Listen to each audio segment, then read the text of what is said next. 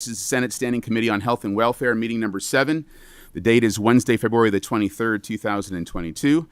Madam Clerk, please call the roll. Senator Rocky Adams. Senator Berg. Senator Carroll. Here. Senator Givens. Senator Harper Angel. Senator Howell. Senator Kerr. Senator Meredith. Senator Nemes. Present. Sorry. Senator Wise. Present. Chairman Alvarado. Here. Very good. We have a quorum. We're established to do business. We've got several bills for consideration. The first item I'm going to go ahead is we're going to call on Senate Bill 166. We're going to go ahead and pass over that bill here today. It'll be probably something we'll be looking at here in the very near future, but for today we're going to pass over. Make sure we've got...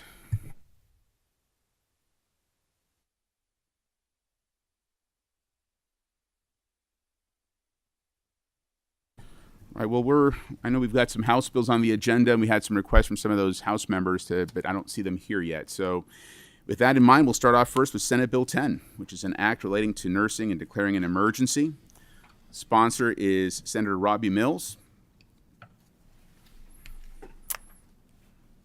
And it appears you have a well-known guest with you, Senator Mills. If you'd like to introduce yourself and your guest and begin testimony when you're ready. Thank you, Chairman Alvarado. I'm Robbie Mills. I represent the 4th Senate District in Western Kentucky, and my guest is well-known. President Stivers is with us as well. Senate Bill 10, if you'd like for me to go ahead and proceed. Please proceed. Senate Bill 10 is a culmination of quite a bit of work that's been done over the interim and into this session. And to kick things off, I'd like to allow President Stivers to give some background information on nursing and the nursing shortage and some of the things we're trying to accomplish with this bill, and then I'll get kind of down in the details of the bill after he's completed. Please proceed. Thank you, Mr. Chairman, members of the committee. I'm probably not saying anything new to this committee, but it was well known, and it goes back several years, that Kentucky has had a nursing shortage.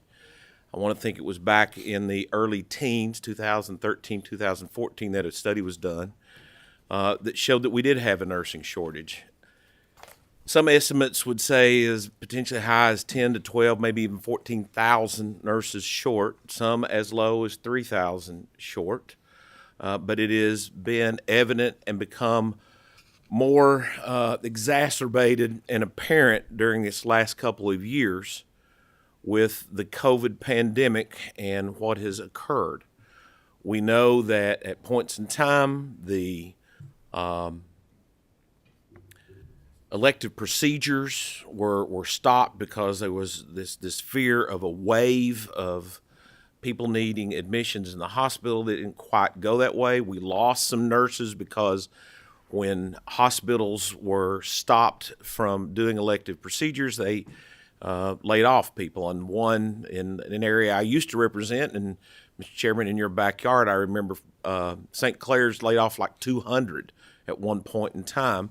So they went to other states, moved, traveled. There became problems with keeping our nursing staff here, which even exacerbated the shortage even more. So when you're already below what you should, and then you have basically poaching that takes place by other states, it just created a bigger and bigger problem. But this is not just related to hospitals. It's related to long-term health care facilities, anybody else who relies on nursing.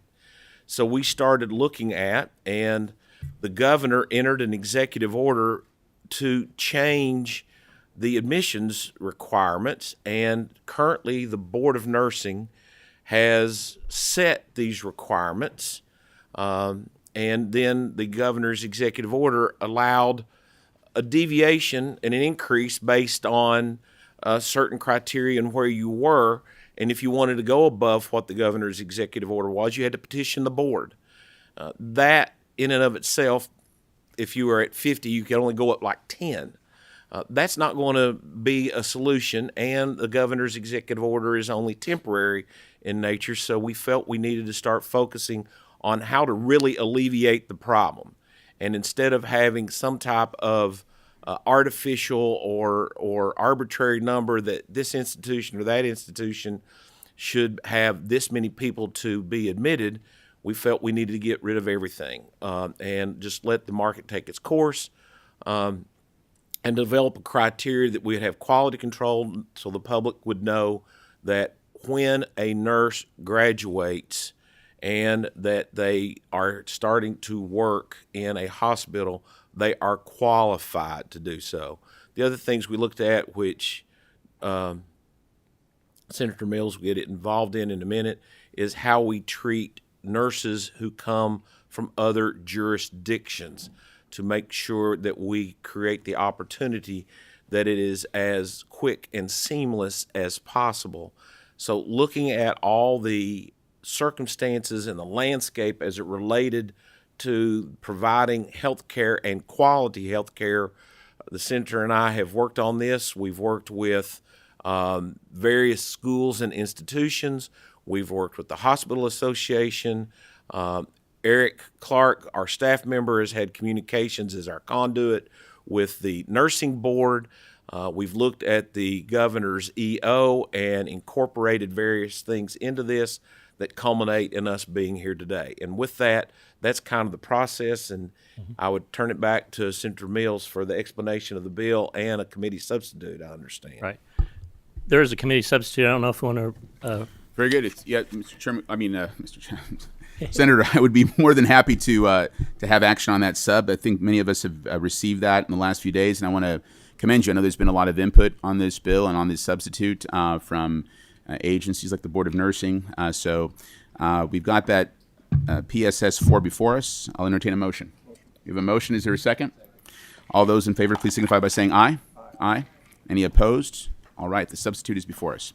Very good.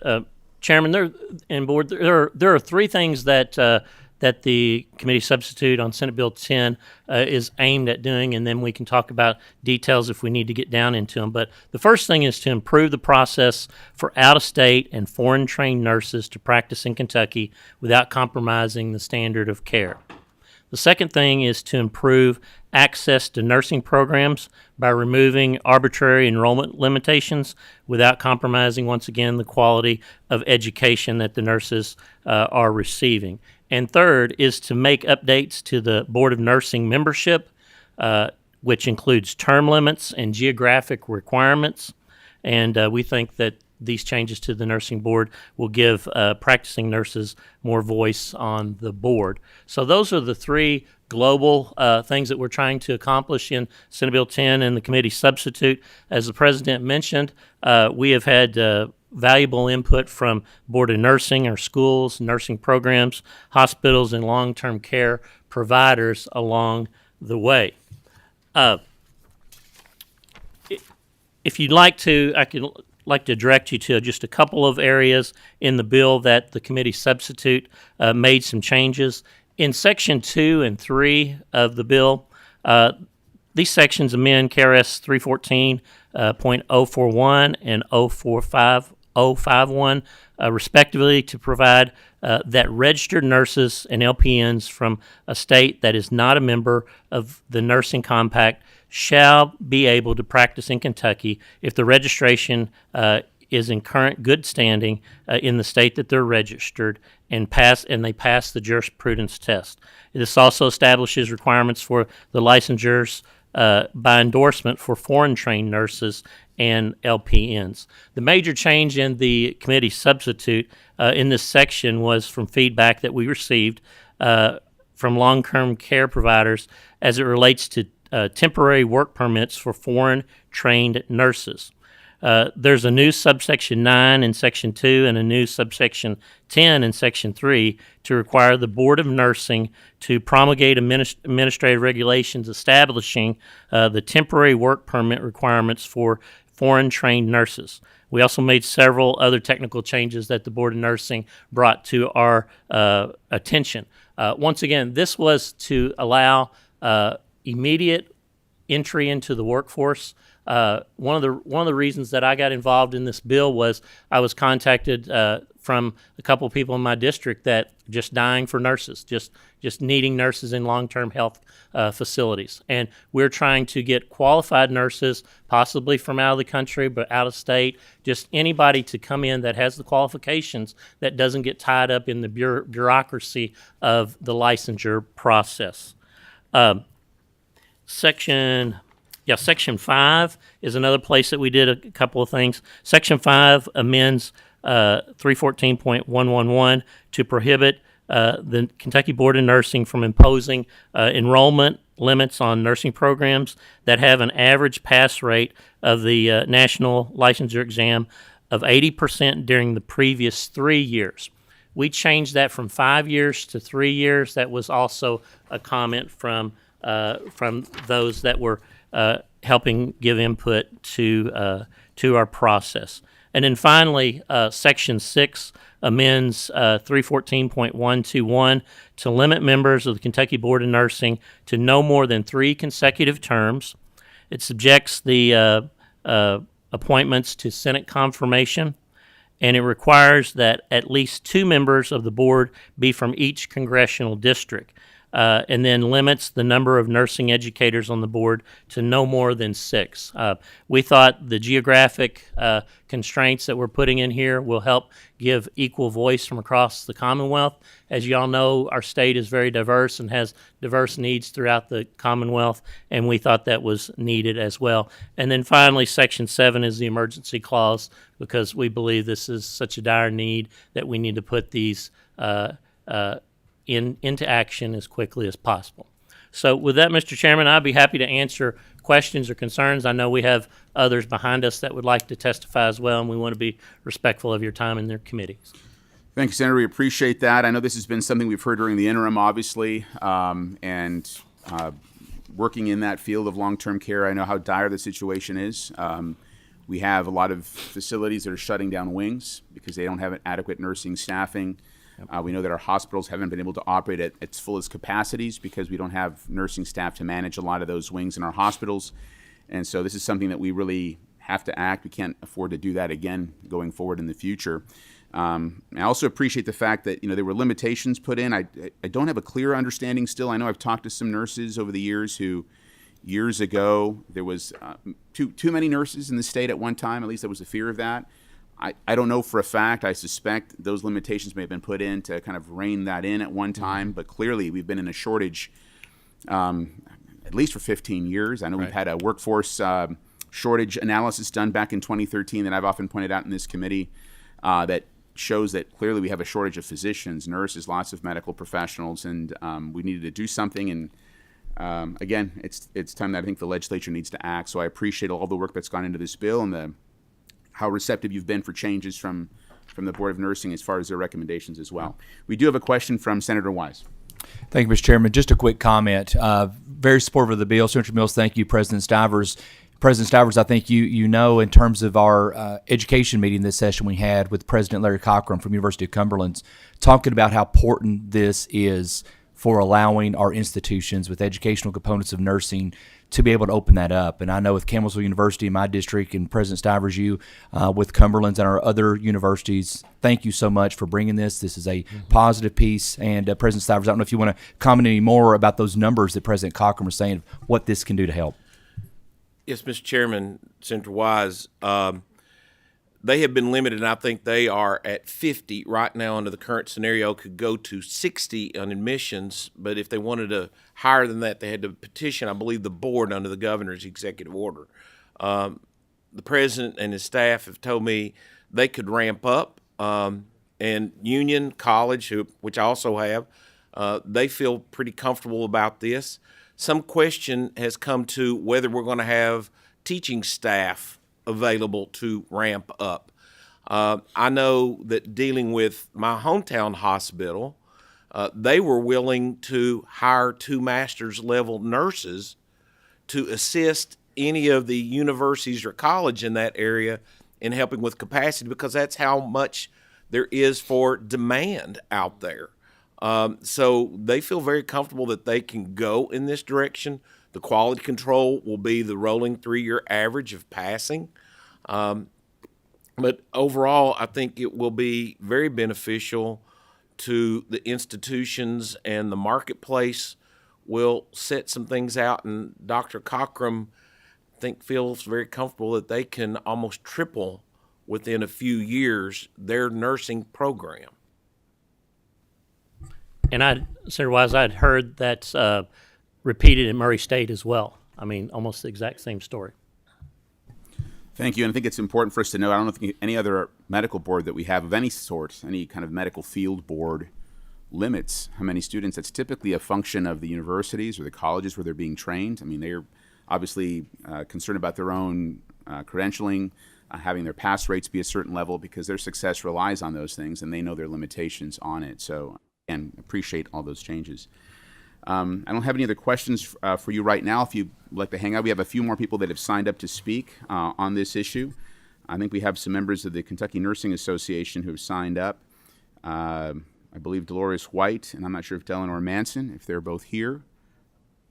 They'd like to come forward and make a few statements or a statement about the bill. And if you'd like to, just when you come, just please introduce yourselves for the record and begin your testimony.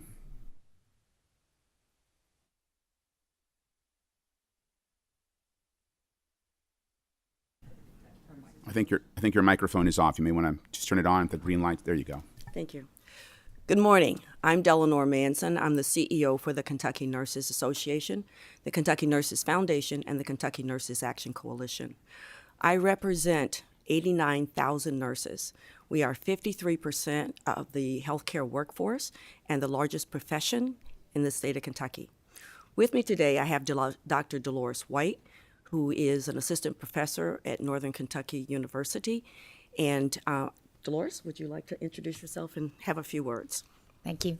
My name is Dolores White, and it is a pleasure to be here today. I've been a nurse for more than 26 years in both clinical and academic settings, and we are committed to supporting Kentucky nurses and those in their care. When 60 Minutes recently highlighted the nursing shortage by showing the effects of colleagues in Louisville, the crisis became more real.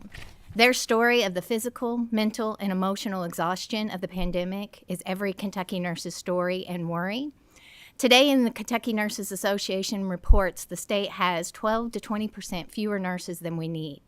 Further, according to the Department of Health and Human Services, Kentucky is tied third in the country for the highest percentage of nursing shortages. Even before the pandemic, a perfect storm was brewing with an aging workforce, burnout nurses, and strong feelings of feeling undervalued. Nurses are in short supply not only in hospitals, but also in primary care, schools, long-term care facilities, public health, and a wide variety of other specialty areas.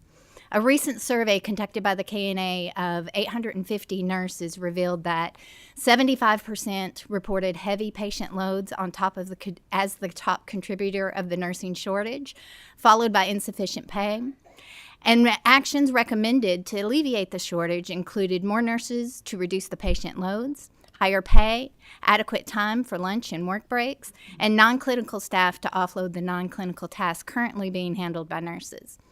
Within that survey also, 25% reported that they were likely or extremely likely to leave their job in the next 3 months, and 16% reported that they were likely or extremely likely to leave the profession within the next 3 months. We appreciate the efforts to address the nursing shortage. As we've heard from Senator Stivers as well as from Dr. White, this isn't a new phenomenon. Senate Bill 10 and the revisions are going in the right direction, but it doesn't go far enough. The KNA supports all the recommendations that the KBN has provided to provide additions to Senate Bill 10. But we also have some recommendations that we know will address the nursing shortage.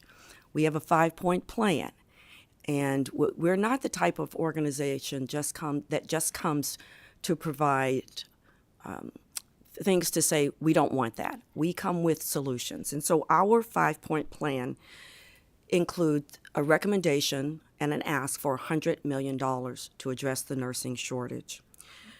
The first thing that we recommend is to remove the Kappa CS. There are approximately 2,000 APRNs who are practicing outside Kentucky because they cannot practice to the full extent of their licensure and experience and education. We need to bring those nurses home. There are also approximately 5,000 retired nurses that we think that will come back and help us if we provide them with education and retraining. We don't think we can get 5,000, but we do think we can get approximately 1,500 of those. With just those two groups, that would be 3,500 nurses that could help us with the nursing shortage. We also think that we need to make an investment in our nurse faculty. We don't have enough faculty to accommodate more students. Last year, the Kentucky Board of Nursing reported that there were 1,700 seats unfilled by nursing students.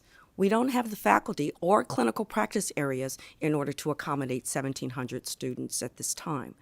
We don't pay our faculty what they deserve. They do not get salaries commensurate with what other professors get who are similarly trained and have the similar education and degrees.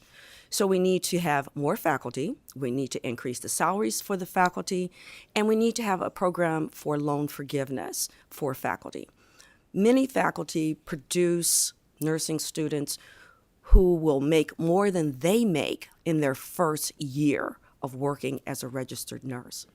It is also extremely important that we keep up the level of academic requirements for the faculty who are doing clinical instruction and faculty presentations at the nursing schools. SB 10 is a start, but it doesn't go far enough. We need to add the funding to SB 10. And finally, we recommend a campaign that focuses on nurses as caregivers and appreciates the nurses who have stayed in their communities and not taken travel jobs where they could make $150 to $200 an hour, including high bonuses. We need to appreciate those nurses. They are not getting the appreciation in the facilities where they're working. Patients and family members are treating them with incredible disrespect, and somehow we have to help them to understand that they are being appreciated. So, as we've said before, this isn't a news story, and it is something that we either have to deal with now or we continue to deal with in the future. So, we have this 5-point plan that we will be glad to share. The specifics of the, I forgot one really important piece of that 5-point plan, retention bonuses for the nurses who stayed. And that includes every single nurse, not just nurses who worked in hospitals or in long-term care, but every RN, every LPN who has stayed in their community is due a retention bonus to show appreciation for staying in their communities. So, on behalf of all of Kentucky's 89,000 nurses, we are here to help. We come with solutions, and we will take any questions that you have at this time. Thank you, Ms. Manson. Any questions from members of the committee? Senator Carroll. Thank you, Mr. Chairman. Thank you all for your presentation. Can you give the committee just some idea on what the current pay scale is for an incoming RN and on average throughout the state? About $50,000. And when you think about a professor who has a PhD or DNP, that they make less than that incoming nurse, that doesn't bode well for faculty wanting to stay in place. Okay, so that's for faculty? No, that's for a new nurse. Okay. That's for a new nurse. All right, thank you. Thank you, Mr. Chair. Any other questions, members of the committee? Ms. Manson, can I ask you, I've been serving here now 8 years in this committee. How long have you been the executive director for the KNA? 4 years, but I have 40 years of experience in the Great. military as well as in civilian life. Thank you for your service to our country. Part of the reason for that question is I've been here a while. I've never seen the KNA ever come and testify ever on any bill we've ever had before this committee. And I've been here now probably over 100 committee meetings, covered important health topics like tobacco legislation, things to help with mental health in this state, help with heart disease, colon cancer, all kinds of bills, always. we've been here, never once have I met you or had anybody from the KNA ever come and testify on a lot of those important issues. So I'm glad that you're here today. We hope to hear more from you if you represent 89,000 nurses, to be able to hopefully give a voice to some of those topics as well, because I think other medical professions have been here fighting those fights. I know how nurses feel about those issues. I've never seen you here before. So I'm glad that you're here today. I'm glad that you're present. I would encourage you to look at Senate Bill 130 when you're asking for retention and recruitment bonuses. There has been legislation filed for that purpose. I filed it myself during the special session. It's been filed again during this session. So some of those issues have already been looked at. Not all of them have to be in one singular bill. So happy to meet with you, have some discussions about that, because there's other bills that have been filed to help nurses as well. They don't all just come in this. This has been part of an issue where we've had a shortage for a long time. So like I said, I'm glad to see you all at least engaged today and coming here before us in this committee. I appreciate it. If there's no other questions, we also have a few other members from the Kentucky Hospital Association. I think Nancy Galvani and Donna Little are here as well. If they'd like to come forward and provide some testimony on this, I would appreciate it. Senator Alvarado, Yep. thank you for your time, and I take that as an invitation, and I will be back. Very good. I look forward to that. Look forward to it. Thank you. Ms. Galvani, Ms. Little, if you'd like to introduce yourselves for the record. And please proceed with your comments. Great. Good morning, everyone. I'm Nancy Galvani, President of Kentucky Hospital Association. And I'm Donna Little, Director of Health Policy and Regulatory Affairs. So thank you so much for the opportunity to be here this morning to talk about this important issue. And of course, as the previous speakers have said, this is not a new issue. It's been building for several years. The demographics are just such that we have an aging population. We have a lot of our nurses that are retiring. So we knew that this issue was coming, but of course the pandemic has shown a huge light on the problem. And so the other issue that we face in healthcare is not only are healthcare professionals who can't be easily replaced retiring in large numbers, and we have people, leaving the profession, but at the same time, again, our population's aging, and so we're needing additional staff, and that's putting a greater demand on our providers and our facilities. And of course, our hospitals have learned a great deal over the pandemic.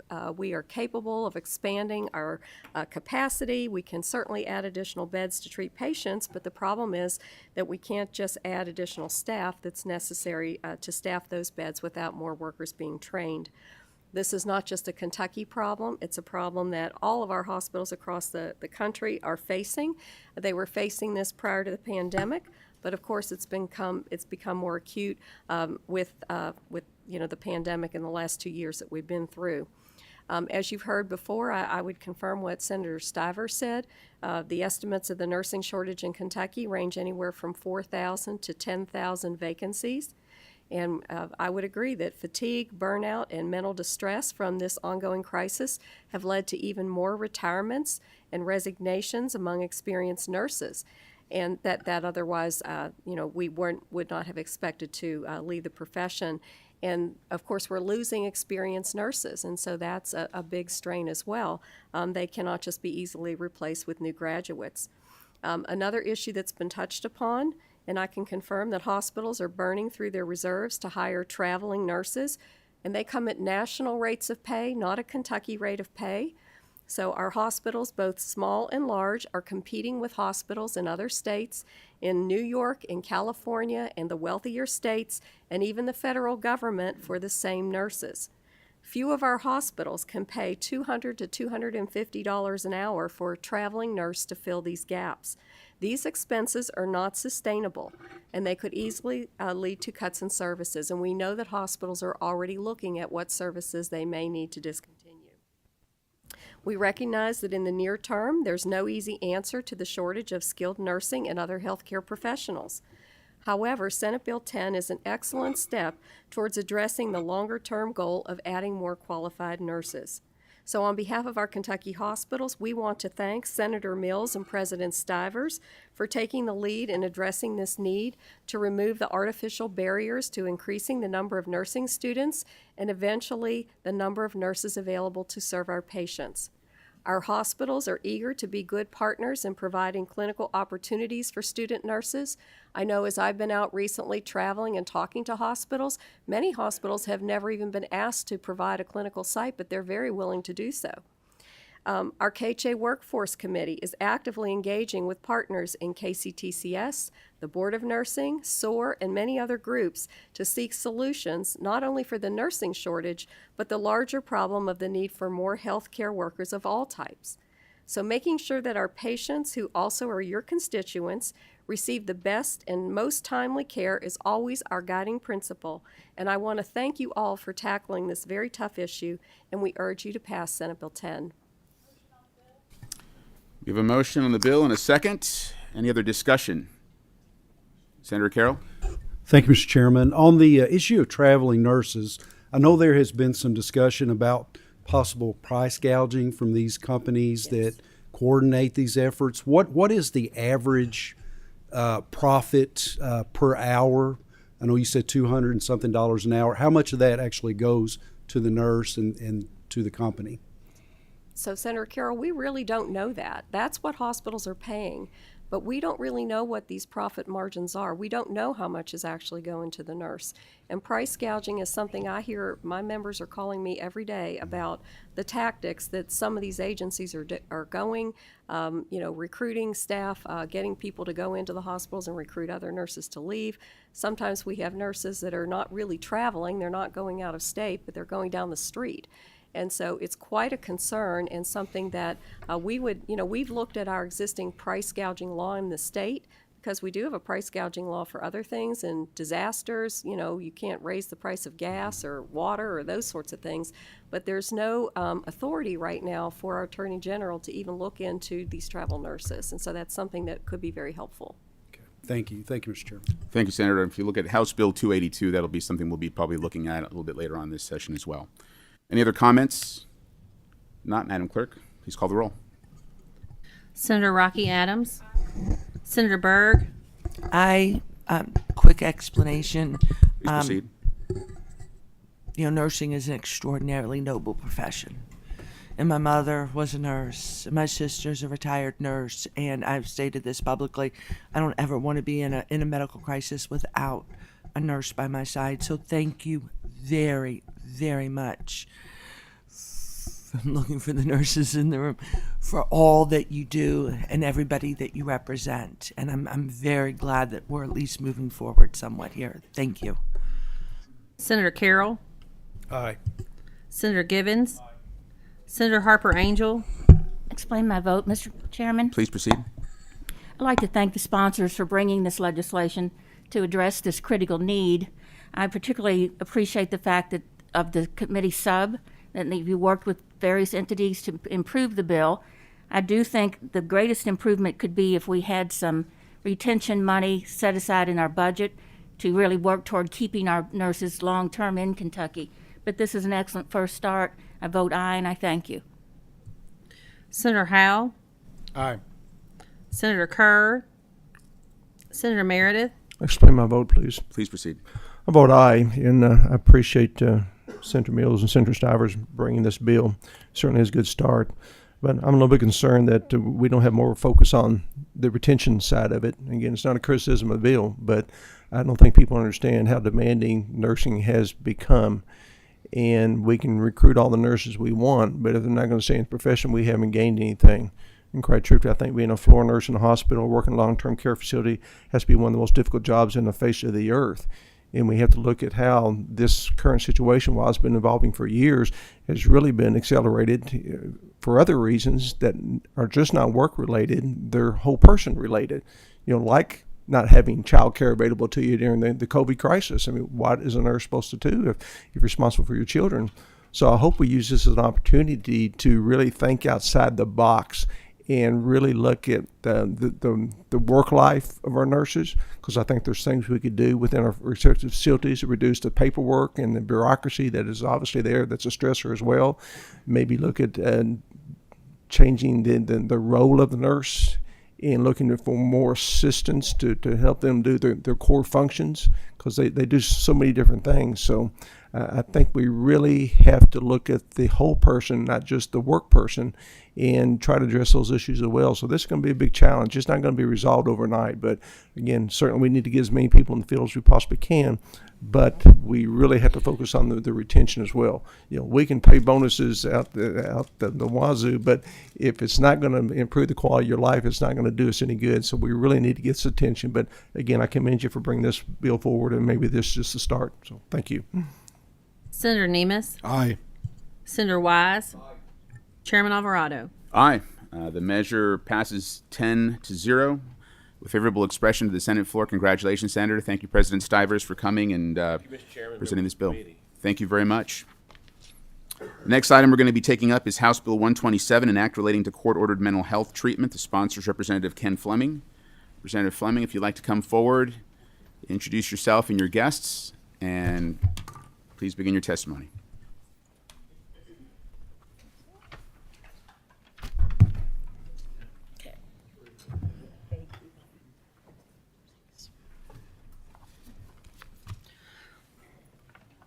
Thank you, Mr. Chairman, and ladies and gentlemen of the committee. I would like to allow ladies to your right and left to introduce themselves, and then I will follow. I'm Lisa Wilner, representative from House District 35. I'm Judge Stephanie Burke from Jefferson County. Mr. Chairman, ladies and gentlemen, thank you very much for entertaining House Bill 127. It is Tim's Law, and I thank Senator Adams carried the torch some time ago and did a great job to get this on the books. And what they were doing here is making some modifications and changes to expand the service to take in more individuals that go through severe or have severe mental health. Last year, the chairman and several other members of this committee basically participated in Severe Mental Health Task Force. And it was very enlightening. And one of those 10 recommendations is this bill before you today. And basically what it is Tim's Law, just to remind you, it authorizes the state district courts to order assisted outpatient treatment, or AOT if you want to call it that, for individuals who have been diagnosed with severe mental illness and are unlikely to seek treatment on a voluntary basis. This law is created as a partnership between the patient and the mental health system that aims to increase the medication adherence in order to reduce hospitalization rates and incarceration. I have a hard time with that word, incarceration, while getting these individuals back on the road to recovery, thereby avoiding prison, self-harm, and endangering others. There's two provisions basically in this bill. One, it rectifies a drafting error that basically defines evaluation as well as examination. And the second one is basically it looks at requiring or eliminates the requirement of pre-hospitalizations that were involuntary, as this was an arbitrary distinction. Many patients were brought into the hospital in a crisis and are often agreeable or persuaded to voluntarily admit themselves, and this should not eliminate them from the AOT eligibility. With that, Mr. Chairman, I'd like to ask Representative Wilner to have some comments. Representative Wilner, welcome. I didn't recognize you behind the mask, so welcome. I'm glad you're here. Thank you. It's good to be here. So as you know, Mr. Chairman, this recommendation, this bill does come out of the Severe Mental Illness Task Force, and it was a privilege to serve on that with both of you over the summer. I'm very glad to co-sponsor this policy. It's good policy, and it's a good bipartisan effort.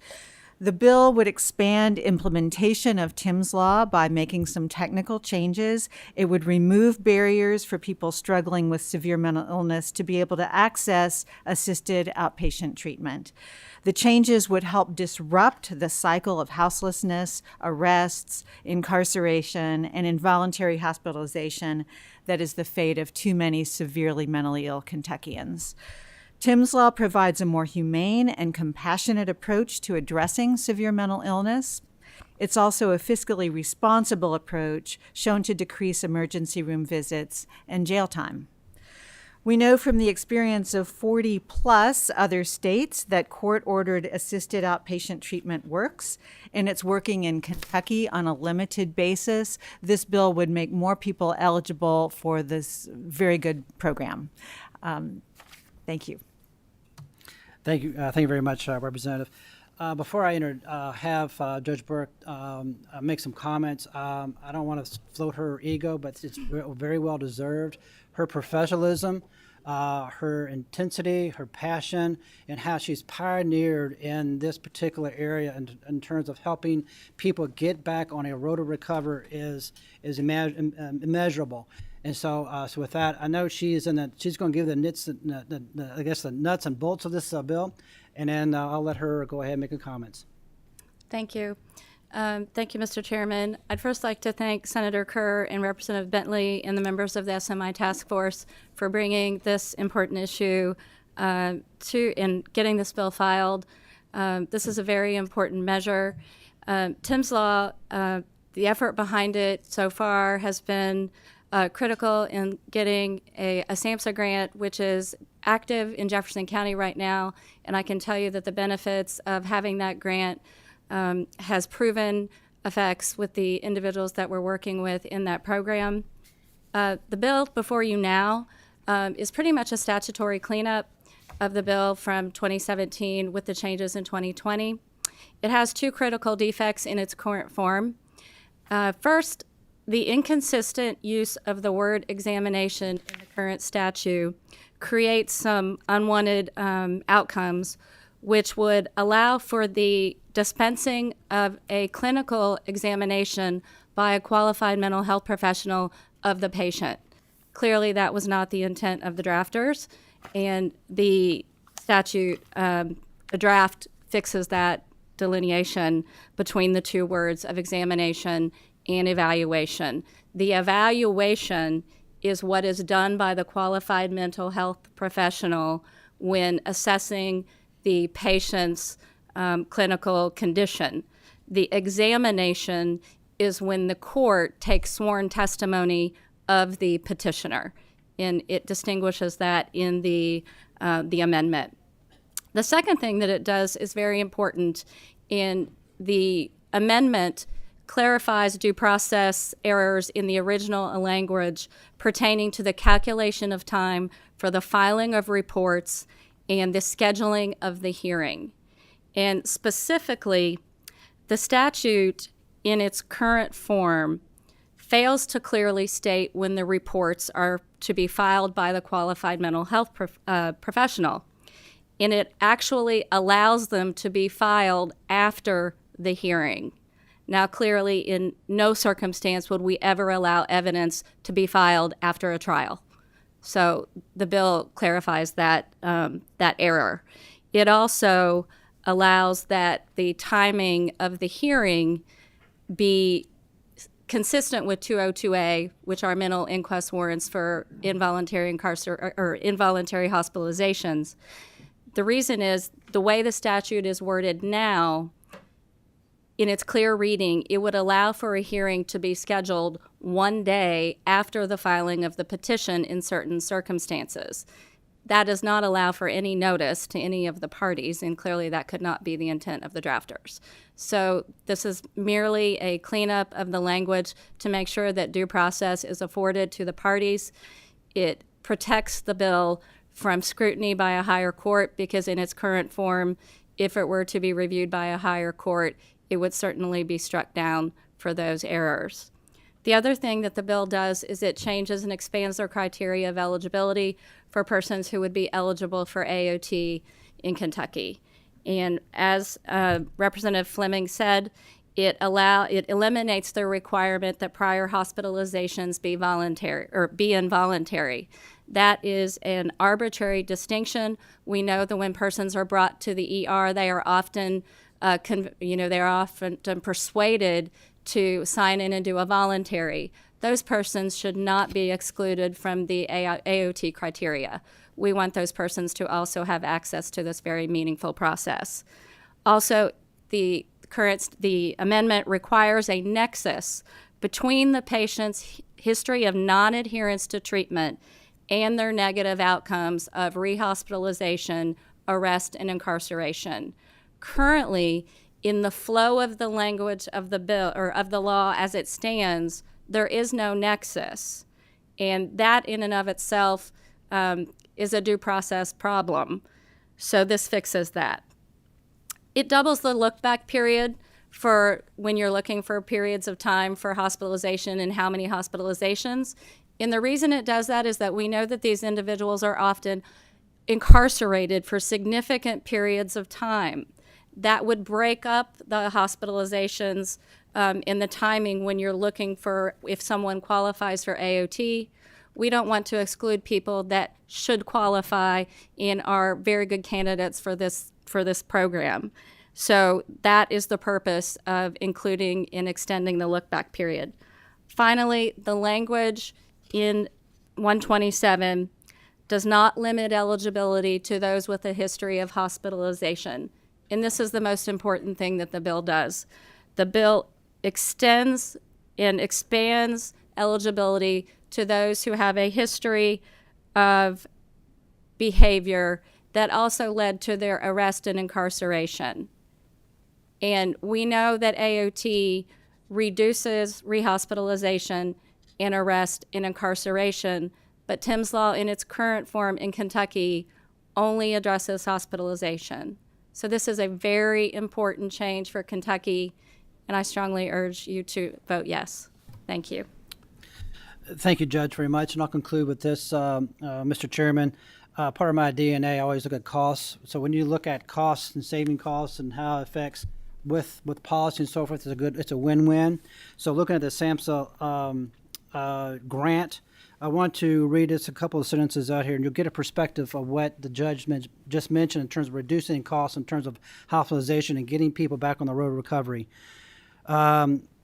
So according to the recent state-to-state analysis, 1,800 individuals in Kentucky would benefit from AOT. Using an estimated cost of $100,000 per patient prior to AOT, the analysis estimated treatment costs for these individuals $175 million. Taken together, these data demonstrates a gap in the service continuum for a small but extremely costly percentage of Kentucky's severe mental health population that would potentially greatly benefit this program. Unfortunately, the AOT enabling legislation does not include funding, nor does it have any state dollars dedicated to this. So part of this process, we are going to try to push the envelope in order to get some additional funding in order to really expand this, to save that $180 million or a good portion of that. So with that, Mr. Chairman, we'll be happy to entertain some questions. Thank you so much. We have at least three. Senator Adams. Thank you, Mr. Chairman. And first I want to say that Judge Burke truly is an extraordinary judge. I mean, she was opposed to this concept in the beginning, and she has been the absolute leader in Jefferson County on mental health issues and writing the SAMHSA grant and working on this to expand it. So just hats off to her. So thank you very much for bringing this to us. I think one of the things that we heard here today was what the technical issues are, but I also want if maybe the judge would like to talk about that first success story that we had. It hasn't been utilized as much as I would hope, so I would like for you to talk about that. And then also I want to bring up a talking point that one of my esteemed colleagues on this committee always uses, and that is we talk about the cost of doing things. What about the cost of not doing things? And this is one of those perfect examples, Senator Meredith. I hate to steal your line, but this is one of those perfect examples of what does this mean to the dignity of the citizens in across Kentucky if we don't do this. So if you don't mind sharing that quick story, I would really appreciate it. So the first individual who an AOT order was entered on was in January of 2019. At that time, there was no funding for AOT, but I was able to convince Centerstone, which is now 7 counties at the time, to provide services because the person was a Medicaid patient. Under the program, they were agreed to cooperate with an order and to provide the services. So we kind of strung together the services without any funding behind it. And the individual had had 50 hospitalizations in the last 10 years. And when he wasn't in the hospital, he was in jail. I can tell you that in the 12 months that we supervised him, he was not rehospitalized or incarcerated. He came to court every single time when he was supposed to. At the beginning of the process, he was still always very highly symptomatic. These are the most seriously mentally ill individuals. They are not well even when they're at their best, but it's still just improving their quality of life. At the beginning of the process, my prosecutor would bring him goodies, cookies and things. At the end of the process, he was bringing me goodies. He made tremendous progress to the point that he was caring for his elderly mother. He's still doing that. It's been 3 years just this past month.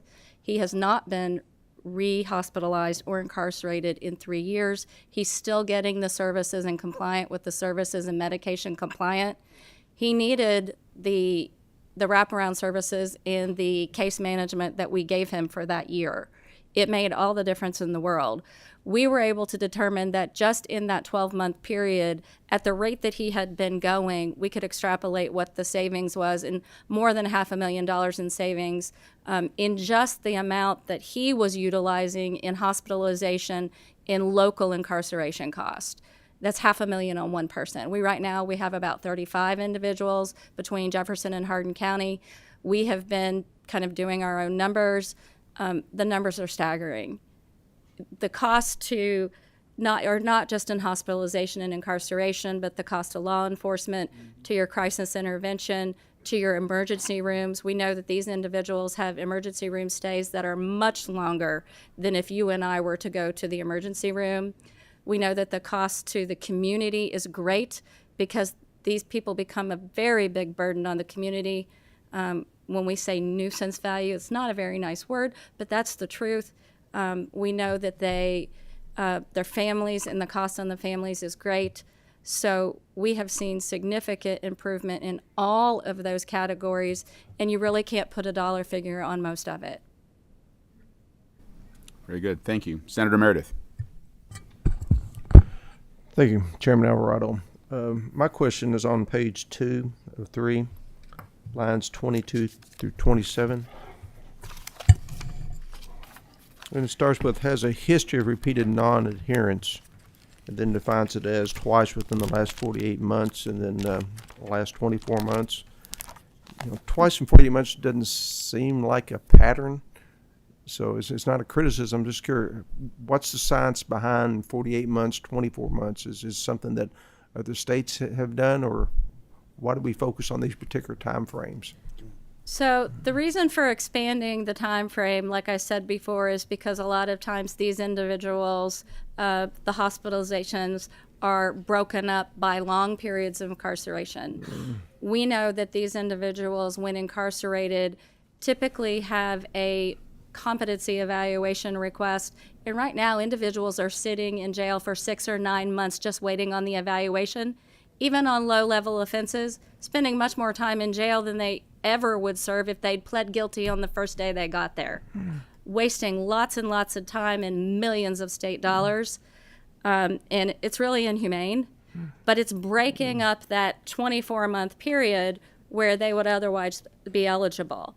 And what happens is, the way this works is the doctors in the state hospitals are the ones, along with the community mental health centers, who are the professionals, are making the decisions who, in identifying who the appropriate candidates are.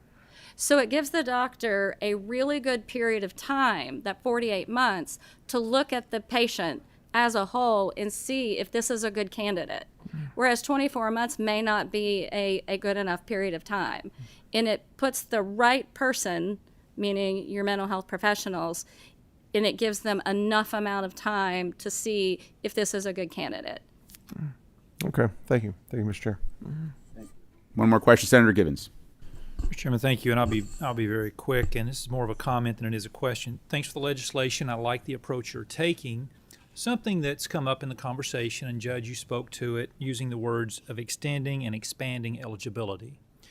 And you're pre-arguing something that I think you do need to pre-argue Because this would have, if we put this through the fiscal note process, this would likely have a fiscal note.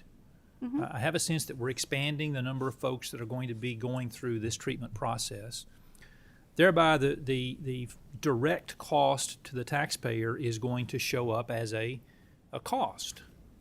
And I think you make the argument very eloquently for the ripple effects. The second tier costs are going to be minimized at a rate substantially more.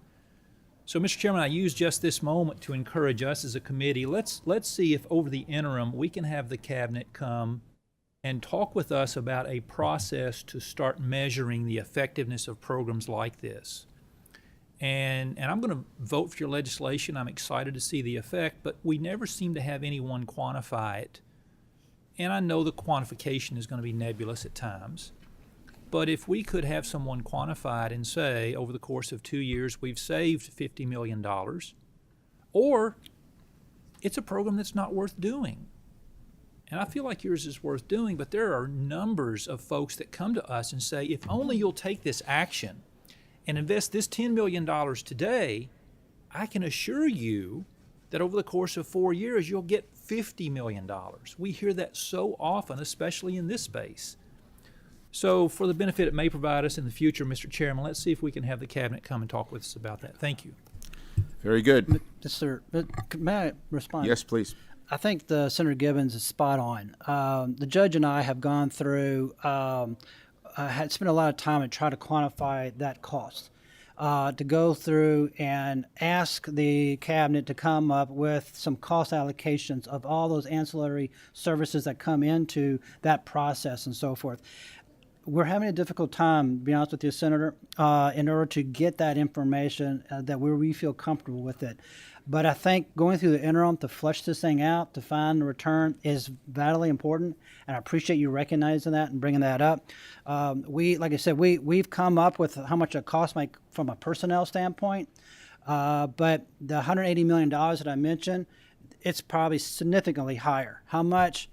It's hard to quantify that, and we need to have a cost accounting process or cost allocation process in order to get that information. But thank you for bringing that up. Thank you. All right. You have a motion on the bill. Is there a second? You have a motion and a second. Any other discussion? If not, Madam Clerk, please call the roll. Senator Rocky Adams. Senator Berg. Aye.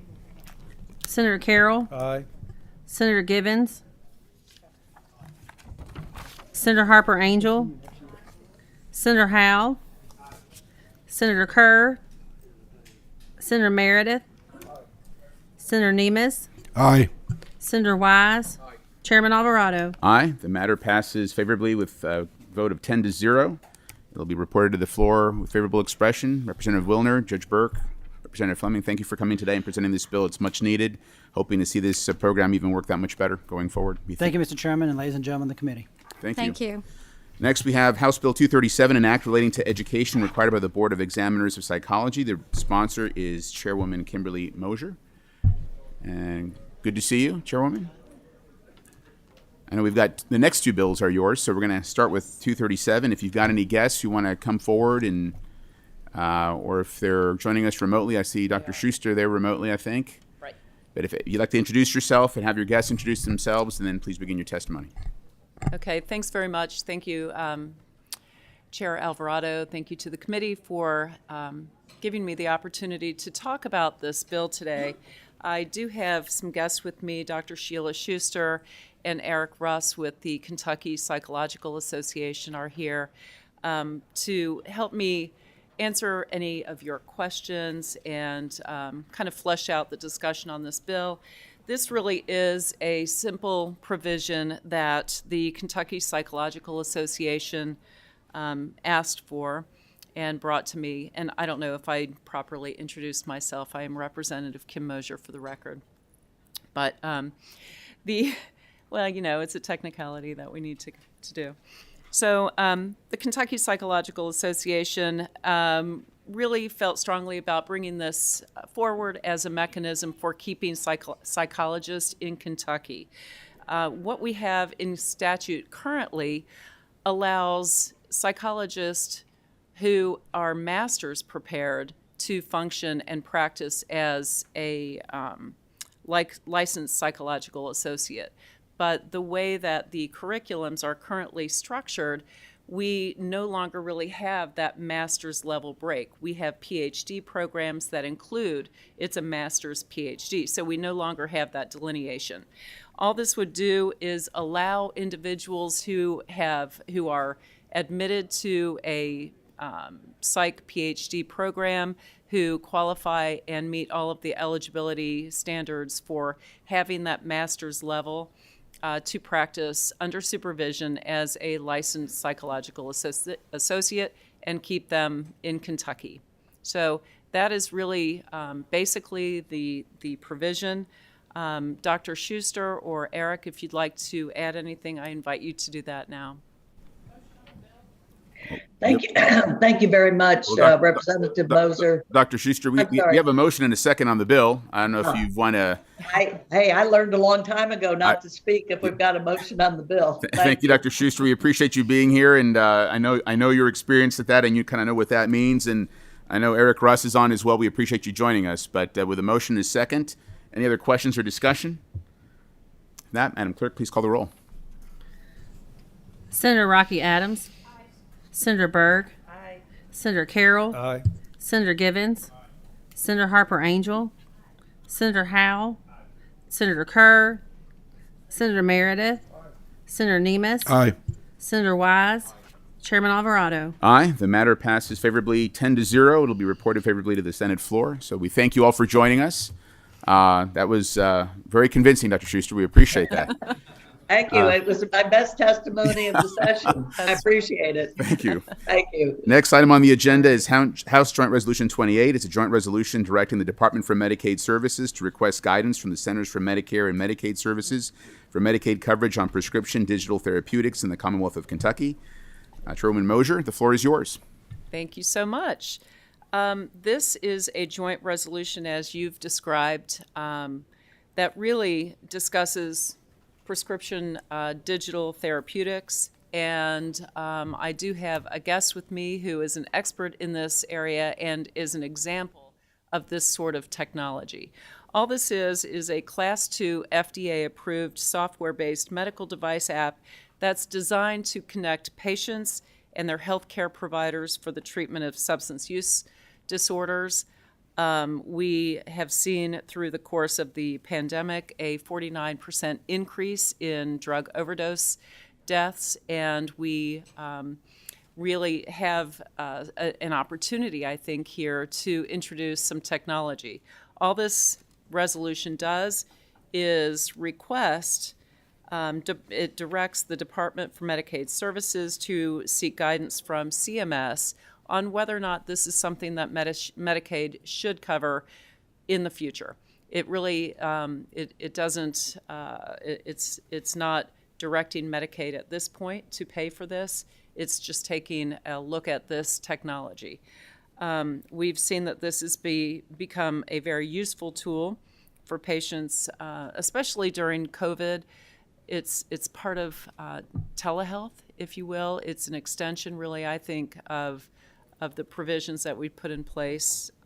It's a discrete tool, provides around-the-clock kind of critical interventions to treat substance use disorders. And if you'd like to introduce yourself and just further expound upon that. Yeah, absolutely. Chad Grant with Pear Therapeutics. As Representative Moser is expressing, we started this journey back in 2020 as we testified before the Substance Use Recovery Task Force. As a result of that, recommendations that came out of that group, prescription digital therapeutics was actually recommended as something that would be used by managed care organizations and also Medicaid. So where have we gone since that journey of getting those recommendations built in? Well, it probably helped first to explain what a prescription digital therapeutic is. So, typically we think of proteins, pills, those types of things for treatment, but in this situation we're actually using software to treat disease. So typically it'd be on a phone or a tablet or a computer, and what it does is it goes through cognitive behavior sessions in 12 different sessions to help people overcome substance use recovery, substance use disorder, and opioid use disorder. And those are the two main things that were approved by Pear Therapeutics, Reset and Reset O, by the FDA actually, which was great. So we were the first prescription digital therapeutic to ever get FDA approval. So since then, we've had many meetings with Medicaid, behavioral health. In Kentucky, if you're not aware of it, we've actually stood up a pilot through the Kentucky Opioid Response Effort. That was a 100-patient effort that was in 5 different locations throughout the state. We're actually in the process right now of trying to replicate that and do it again with another 125 scripts within the state to make sure that we're continuing more of this pilot type activity. A lot of states in the region have done something similar. Indiana had a 1,000 script pilot. Ohio did 2 different ones with 350 in each of theirs. And some states have taken different courses of action also. I know that Michigan just put through a pilot that would be $1.2 million to help out their Medicaid department figure out, if this is a good fit. So through this course of action, we've been trying to get concrete, I guess, kind of response back from Senator CMS. And the issue that we've had is that we've not got that back. We don't really fit into the pharmacy and therapeutics type of, role, but we're more of a DME, has been the decision that we've been given back by the pharmacy director in the past that we used to walk through with Dr. Justin Joseph and now with Dr. Fatima Ali. So we're starting to really hammer in on where this fits before we're a bit of a platypus, so to speak. But at this point, what we're really trying to do is bridge the gap now. So we've had a pilot. Obviously, it went very well, the efficacy of it. We've had a lot of retention, higher usage, especially, a lot of people don't have access to counselors in rural areas or during COVID and what's been going on. So they use things like this to help with their recovery. The gap that I speak of, though, is basically we have SOAR grants, state opioid response grants, that have funded part of this through, CORE, but it only covers 5 areas. So at this point, we're trying to really bridge the gap and get this out to a bigger population and make sure that, hopefully in the future, there would be some Medicaid eligibility for this and use. At this point, I think there's, the majority of people that are getting behavioral health, help and treatment is actually through Medicaid. So that's why we're trying to look at this and get a better sense from CMS where things are going. Mr. Grant, thank you. I appreciate that testimony. We have one question from Senator Meredith. Thank you, Chairman Alvarado, and again, appreciate your testimony in this proposed resolution. It's kind of an exciting time to think what technology can do for medicine and health outcomes. But I'm surprised that folks like you, Representative Moser, have to bring this to us, given that the MCOs are the ones supposed to be responsible for improving the health of the population, and certainly this addresses that. And I'm just curious, have they been involved in conversation at all as to the use of this technology? And again, I'm just a little bit bewildered that they don't come to us and say, we need to be doing these things rather than the other way around. So even if you get this from CMS, are they going to be willing to participate? Are they compliant? And it looks like the benefits would accrue to them as well. But do they have any involvement in this? That's a really good question. I think you're right, that they should be utilizing this sort of technology. I suppose that they would say that it's new and they, we've just had one pilot in Kentucky. So Chad, do you have? I do. We've actually had several meetings, about a half dozen meetings with Commissioner Lee. Commissioner Lee actually facilitated a meeting with the chief medical officers of the 6 MCOs. That was back in August of 2021. Meetings went well. They took in the information, but from there it's turned into a vacuum. We've not heard anything back from the MCOs, so you're correct, Senator Meredith. We have had other areas of kind of, in various areas with the prescription benefit managers too. We've had discussions there also. One example is a PBM, Prime Therapeutics. They kind of cover some of the southern U.S., Florida, some of those states, but they actually have 23 of their Blue Cross Blue Shield plans that cover PDTs now at this point. So, kind of evidence is there that this is where things are going. The real world evidence is there for its use. And you're right. I think the MCOs need to take a closer look at this, engage. Thank you. All right. Thank you. Thank you, Mr. Thank you very much. I see folks, apparently I've been informed that the Public Pension Oversight Board is waiting on this room from us, which I don't know who did the scheduling, but we need to probably address that in the future. Any other questions? We have a motion on the resolution. Is there a second? We have a motion and a second. Any other discussion? Madam Clerk, please call the roll. Thank you so much. Senator Rocky Adams. Senator Berg. Senator Carroll. Aye. Senator Givens. Senator Harper Angel. Senator Howe, Senator Kerr, Senator Meredith, Senator Nemes, Aye. Senator Wise, Chairman Alvarado. Aye, the matter passes unanimously, a vote of 10-0. We appreciate you coming forward today. This is some of the work from the Substance Use Recovery Task Force from 2020, and happy to see this coming forward. If there's no other discussions or matters